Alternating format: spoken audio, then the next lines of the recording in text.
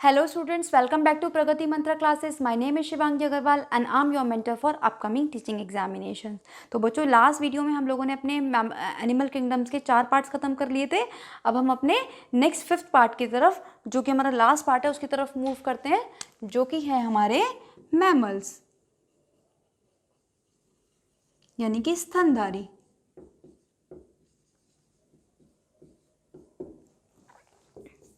अब देखो, जो हमारे मैमल्स हैं वो सबसे ज़्यादा अब तक डेवलप्ड है, ठीक है। और मैमल्स में भी सबसे ज़्यादा डेवलप्ड हमारे कौन से हैं, सर्वाधिक बुद्धिमान कौन से हैं हमारे, वो हैं मनुष्य, जो हमारे मोस्ट इंटेलिजेंट माने जाते हैं, ठीक है। अब जो हमारा ब्लड होता है, अब ईयर्स के बारे में आपको इसलिए नहीं बता रही हूँ कि आप जानते हो, जितने भी एनिमल्स होते हैं वो उनके ईयर्स आपको दिखाई देते हैं। हमारे भी कान, मेरे भी कान आपको दिखाई दे रहे होंगे आराम से, जो आप सुन पा रहे हैं कानों के थ्रू ही सुन पा रहे हैं। तो वो लाइन में यहाँ पे नहीं लिख रही हूँ क्योंकि वो कॉमन सेंस वाली बात है। नेक्स्ट अब हम चलते हैं वार्म ब्लडेड, कि इनका जो ब्लड होता है वो वार्म ब्लडेड होता है, यानी कि समतापी, अभी अपने आसपास के एनवायरनमेंट के साथ अच्छे से अनुकूलन करना सीख चुके हैं क्योंकि ये डेवलप्ड हैं, ठीक है। नेक्स्ट, इनकी बॉडी पे बच्चों आपको हेयर्स मिलेंगे, हैव हेयर्स ऑन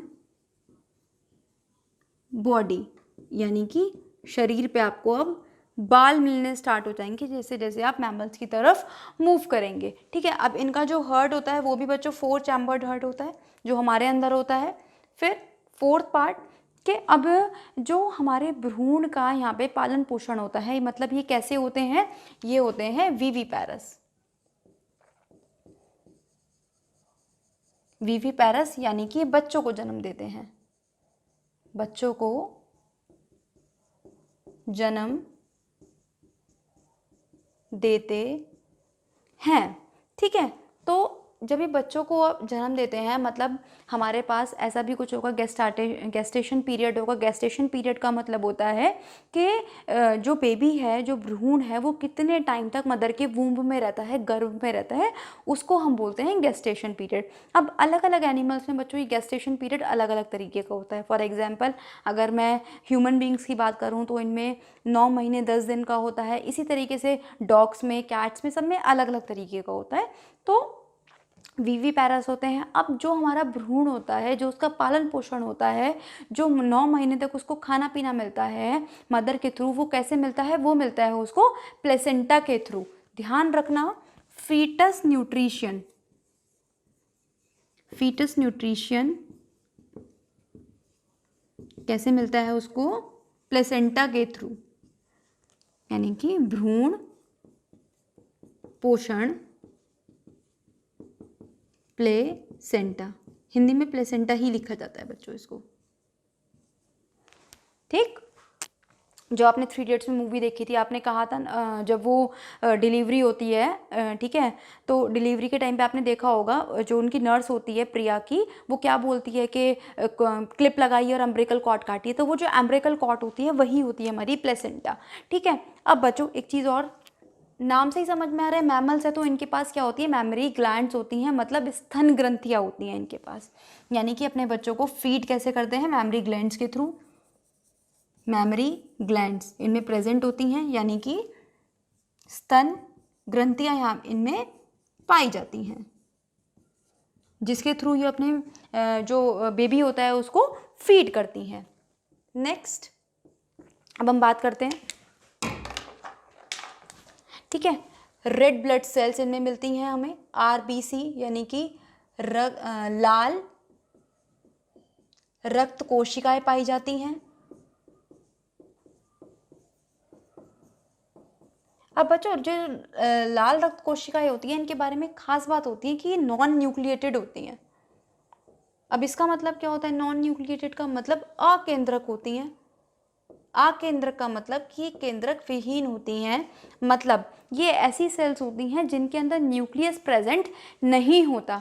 लेकिन यहाँ पे फिर से हमारे पास एक एक्सेप्शन आ जाता है, वो क्या है, कैमल। तो कैमल में ऐसा होता है कि आरबीसी होती हैं लेकिन वो न्यूक्लिएटेड होती हैं, एक्सेप्शन कैमल। याद रखना बच्चों कि जो उनकी रेड ब्लड सेल होती हैं उसमें न्यूक्लियस प्रेजेंट होता है, ठीक है। अब एक चीज़ और, जो इनकी एक और कैरेक्टरिस्टिक्स होता है वो क्या, कि जो हमारे मेल एनिमल होता है उनकी जो टेस्टीज होती हैं, टेस्टीज क्या होती है, हमारा रिप्रोडक्टिव पार्ट होती है मेल्स में। तो जो रिप्रोडक्टिव पार्ट होता है वो आउटसाइड द बॉडी होता है एक्सेप्ट एलिफेंट। तो हम लिखेंगे यहाँ पे टेस्टीज, जिसे हम हिंदी में बोलते हैं वृषण। एक्सटर्नल होता है एक्सेप्ट, एक्सटर्नल का मतलब बाहर, बॉडी के बाहर, एक्सेप्ट एलिफेंट। एलिफेंट में बच्चों ये इंटरनल होता है, यानी कि दिखाई नहीं देता। ठीक, अब अगर एलिफेंट की बात आई गई है तो एलिफेंट के बारे में कुछ और भी बातें कर लेते हैं कि जो एलिफेंट का बेबी होता है बर्थ के टाइम पे जो उसका वेट होता है वो कितना होता है, 90 kg होता है। ऐसे कुछ छोटे छोटे फैक्ट्स हैं जो मैं आपको PDF में प्रोवाइड करवा दूंगी वैसे तो, ठीक है, तो आप वहाँ से भी देख लीजिएगा। मतलब उसमें कुछ इतना समझाने वाला जैसा कुछ है नहीं, कि उसमें बस वही उनकी हीटिंग हैबिट्स के बारे में बता रखा है, उनका स्लीपिंग टाइम्स बता रखा है, वो सब चीज़ें हैं। एक और बात कर लेते हैं बच्चों टाइगर के बारे में। ध्यान रखना कि जो टाइगर होता है इसकी जो साइट होती है, यानी कि जितना ये सबसे अच्छी सेंस ऑफ साइट होती है, सेंस ऑफ साइट का मतलब कि ये एक ऐसा जानवर है, टाइगर एक ऐसा एनिमल है जो बहुत दूर तक देख सकता है। ठीक है, तो इसकी जो इसके पास क्या होता है, ग्रेट सेंस ऑफ साइट, यानी कि जो उसकी देखने की शक्ति होती है वो सबसे अच्छी होती है। जो हमने बर्ड्स पढ़ी थी उसमें से भी कुछ की ऐसी होती है, जैसे लाइक ईगल हो गई, हमारी वल्चर हो गई, इन सब की भी बहुत अच्छी होती है, लेकिन उनसे भी अच्छी बच्चों किसकी होती है, वो होती है टाइगर की होती है। इवन जो इनके बच्चों कान होते हैं, ईयर्स होते हैं, वो हम लोगों के कान से 6 टाइम्स ज़्यादा सेंसिटिव होते हैं। इसीलिए जंगल में अगर हल्की सी भी हलचल होती है इसके आसपास तो ये उसको बहुत आराम से महसूस कर सकते हैं। जैसे बच्चों टाइगर की सबसे अच्छी देखने की साइट होती है, ऐसे ही जो शार्क होती है उसकी सबसे अच्छी ना स्मेल करने की होती है, सेंस जो होती है सबसे ज़्यादा डेवलप्ड होती है किसकी, स्मेल करने की। किसकी स्मेल करने की, ब्लड को। अगर मान लो जो हमारा ओशन है या फिर सी है जिसमें ये शार्क रहती हैं, अगर इनके आसपास या काफ़ी दूर भी कोई ब्लड की ड्रॉप आ जाए, हल्का सा भी ब्लड, ये बहुत दूर से ही महसूस कर लेती हैं। ध्यान रखना, एक तो टाइगर और शार्क, शार्क के पास होती है सेंस ऑफ स्मेल सबसे अच्छी, और टाइगर के पास होती है सबसे अच्छी साइट व्यू। ठीक है, तो यहाँ पे बच्चों हमारा ये एनिमल किंगडम का मेन हमारे 5 पार्ट्स खत्म होते हैं। अब हमने अलग अलग चीज़ों पे अलग अलग और तरीके से भी कुछ अलग अलग तरीके से भी क्लासिफिकेशन करा, अब उन्हें देखते हैं। अब एक पार्ट तो बच्चों वो था जो हमने शेल्टर में कंप्लीट किया था, अपना कवर किया था। वो क्या था कि on the basis of habitat या on the basis of living habits हमने अलग अलग तरीके से एनिमल्स को क्लासीफाई किया था। जैसे कि मैंने आपको बताया था कि एम्फीबियंस होते हैं, अर्बोरियन एनिमल्स होते हैं। तो मैं उसको यहाँ पे नहीं करवा रही हूँ, जिन भी बच्चों को वो पढ़ना है वो आप शेल्टर वाली वीडियो में जाके वहाँ से पढ़ सकते हैं। वो वहाँ पे आपको पूरा बिल्कुल डिटेल्ड मैनर में सारे एनिमल्स के बारे में बताया गया है।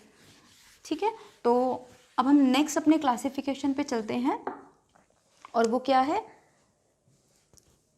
Fertilisation. On the basis of fertilisation हमने एनिमल्स को कैसे डिवाइड करा है, जिसे हम बोलते हैं निषेचन। तो अब बच्चों, अब हमारा जो फर्टिलाइजेशन है वो 2 तरीके से हो सकता है। एक हमारा होता है एक्सटर्नल यानी कि बाह्य, और एक होता है इंटरनल यानी कि आंतरिक।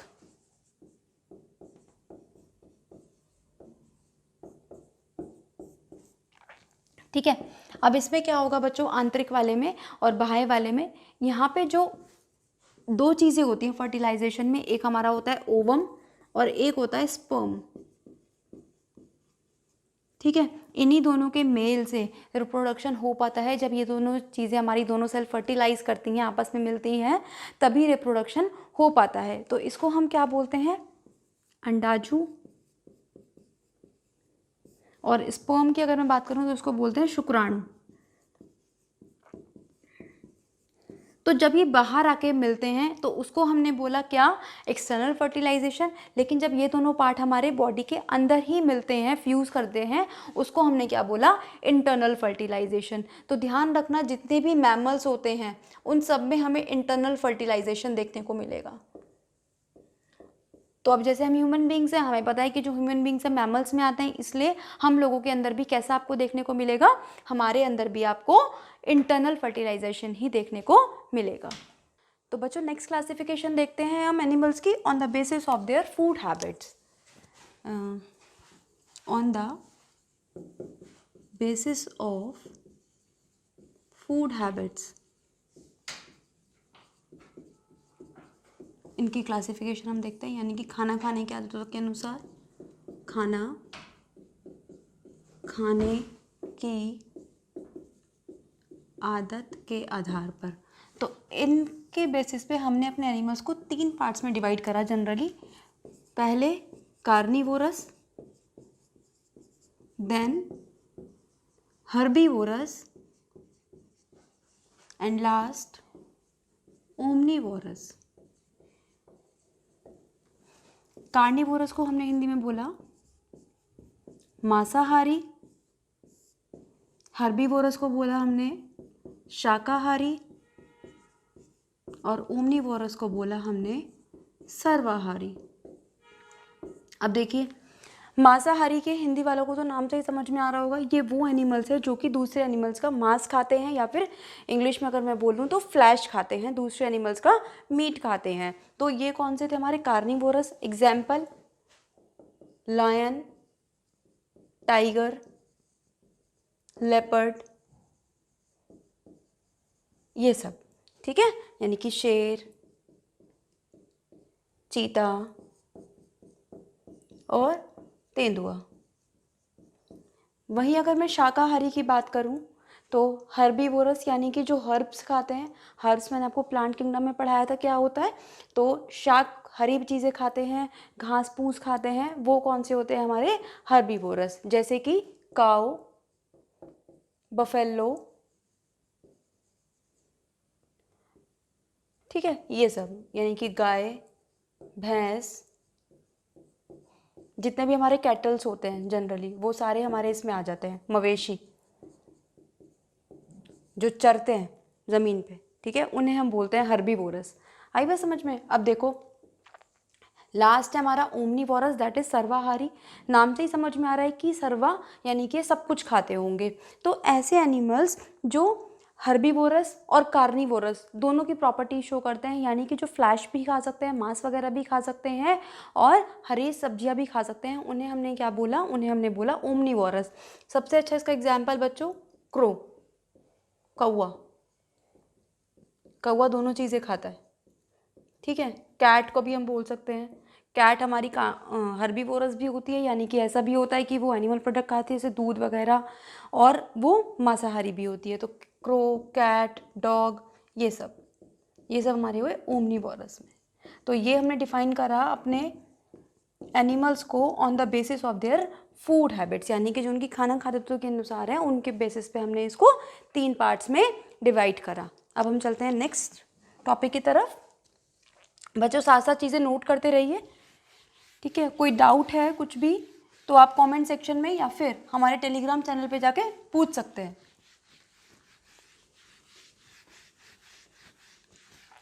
चलिए आगे मूव करते हैं। अब देखो एक नया टॉपिक आता है हमारे पास अब यहाँ पे, वो क्या है हमारे पास? Animal husbandry. एनिमल हस्बेंड्री क्या होता है इंग्लिश में, हिंदी में अगर मैं इसकी बात करूँ तो उसको हमने बोला पशुपालन।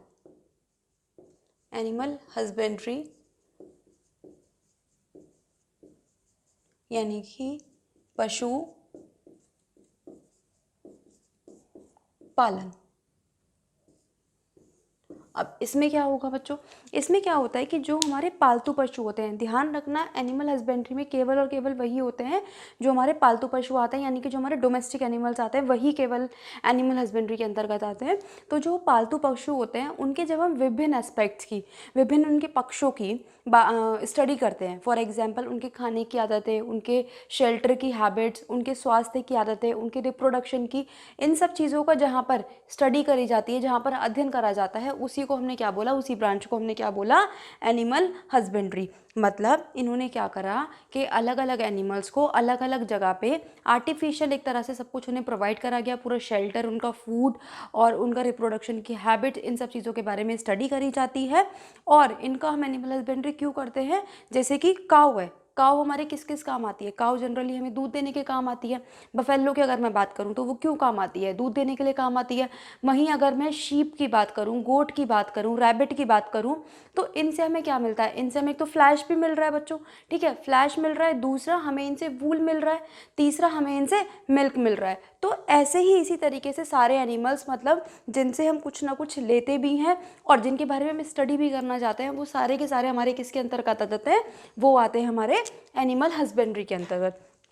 तो आई होप समझ में आ रहा होगा आपको कि एनिमल हस्बेंड्री क्या है, कि जब हम डिफरेंट डिफरेंट एनिमल्स को क्या कहते हैं, एक जगह पे रखते हैं, उनके बारे में स्टडी करते हैं, उसी को हमने क्या बोला, एनिमल हस्बेंड्री। तो अब कुछ एनिमल्स के नाम देख लेते हैं, बाकी मैं आपको इसकी PDF प्रोवाइड करवाऊंगी, तो वहाँ पे सब कुछ मेंशन होगा, अगर यहाँ पे कुछ एनिमल्स छूट भी गए तो काऊ को हम किस लिए करते हैं, मिल्क के लिए, यानी कि गाय को दूध के लिए। सेम फॉर बफेलो, इसी में मेंशन कर देती हूँ मैं, ठीक है। वहीं अगर मैं शीप की बात करूँ, गोट की बात करूँ, तो इनसे हमें क्या मिलता है, इनसे हमें मिल्क भी मिलता है, वूल मिल रही है, सेम इसके साथ, ठीक है, दूध मिल रहा है और ऊन मिल रही है, ठीक है। वहीं अगर मैं रैबिट की बात करूँ, तो रैबिट से हमें क्या मिल रहा है, रैबिट से हमें मिल रहा है वूल, यानी कि ऊन, और फ्लैश भी। तो इसी तरीके से जब हमने डिफरेंट डिफरेंट एनिमल्स को, उनके बारे में स्टडी करी और उनसे जो यूजफुल चीज़ें थी वो हमने उनसे ले ली, इसी को हमने क्या बोला, इसी को हमने बोला एनिमल हस्बेंड्री। इसी तरीके से बच्चों एक और होता है बी कीपिंग, ये आपने बहुत सुना होगा, मधुमक्खी पालन। मधुमक्खी पालन ये जनरली किस लिए होता है, ये होता है हनी के लिए, यानी कि शहद के लिए। और सबसे ज़्यादा आपको देखने को मिलेगा ये बिहार में एक पर्टिकुलर टाइम पर बी कीपिंग करी जाती है, ठीक है। अब देखो इसमें होता क्या है, जनरली इसमें ये होता है कि जो एक लीडर होती है वो कौन होती है, हमेशा फीमेल लीडर होती है, मादा मक्खी होती है जो कि अपने ग्रुप को लीड करती है, रानी मक्खी होती है। उसका काम क्या होता है, केवल उसका काम क्या होता है, अंडे देना, ठीक है। बाकी सारी जो छोटी छोटी मक्खियाँ होती हैं वो उसके लिए छत्ता वगैरह बनाती है, जितना भी सारा लेबरर्स वाला काम होता है, मजदूरों वाला काम होता है, बाकी मक्खियाँ करती हैं। लेकिन रानी मक्खी का काम क्या होता है, क्या कहते हैं, अंडे देना केवल और केवल। और ये हम किस लिए यूज़ करते हैं, ये हम यूज़ करते हैं हनी के लिए, शहद के लिए। इसीलिए मतलब ये एक बहुत इंपॉर्टेंट हो जाता है बी कीपिंग हमारे लिए, कि हम इनसे शहद ले सकते हैं प्योर फॉर्म में। तो यहाँ पे बच्चों आपका पूरा एनिमल हस्बेंड्री और एनिमल वर्ल्ड वाला पार्ट फिनिश होता है। तो अगर आपने इस लेक्चर में आप नए हैं तो पहले आप जाके प्रीवियस लेक्चर देखिए, तभी आपको सारी चीज़ें समझ में आ पाएंगी। तो अगर आपको वीडियो पसंद आया तो शेयर करिए, अपने फ्रेंड्स के साथ शेयर करिए, लाइक करिए वीडियो को। डिस्क्रिप्शन बॉक्स में टेलीग्राम चैनल का लिंक दिया हुआ है, वहाँ जाइए, उसको ज्वाइन करिए, ताकि PDF वगैरह आपको सब कुछ वहीं पर अवेलेबल करवा दी जाएगी। तो thank you students and all the best.